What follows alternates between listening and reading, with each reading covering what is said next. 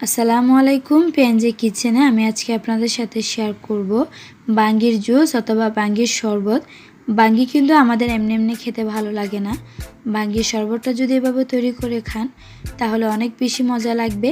চলুন দেখে নেওয়া যাক বাঙ্গির শরবত কিভাবে খুব অসাধারণভাবে তৈরি করে নেওয়া যায়।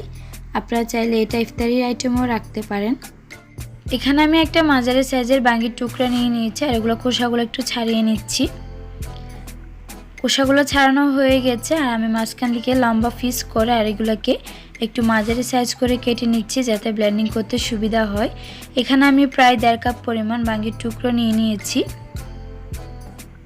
এগুলোকে এখন আমি একটা ব্লেন্ডারে ঢেলে নিচ্ছি। এরপর আমি এর মধ্যে যে উপকরণগুলো দিব, উপকরণগুলো দেওয়ার পর আমি এগুলোকে সবগুলো একসাথে ব্লেন্ডিং করে নিব। আর এই জন্য আমি এখানে অ্যাড করে নিচ্ছি 1/3 কাপ পরিমাণ চিনি। চিনির পরিমাণটা আপনারা আপনাদের স্বাদ অনুযায়ী দিয়ে দিবেন। আর দিয়ে দিচ্ছি 1 কাপ পরিমাণ তরল দুধ।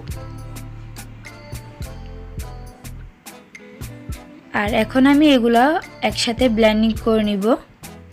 ব্লেন্ডিং করার পর আপনাদের মাঝে ফিরে আসছি। আর এখন আমি এগুলো সবগুলো ব্লেন্ডিং করে নিয়েছি। এখন পরিবেশন করার পালা।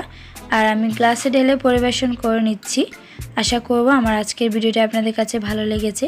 খুবই সহজভাবে চাইলে আপনারা কিন্তু বাঙ্গির শরবতটা তৈরি করে নিতে পারেন আর খুবই অসাধারণ খেতে। আশা করব আপনারা একবার বাসায় ট্রাই করবেন। আপনাদের সকলেরই আমার আজকের বাঙ্গির শরবতের রেসিপিটা ভালো লাগবে। যদি ভালো লেগে থাকে তাহলে একটা লাইক দিয়ে দিবেন আর অবশ্যই আমার চ্যানেল সাবস্ক্রাইব করে পাশে থাকা বেল আইকনটি বাজিয়ে দিবেন। আজকে পর্যন্ত সবাই ভালো থাকবেন, সুস্থ থাকবেন। আল্লাহ হাফেজ।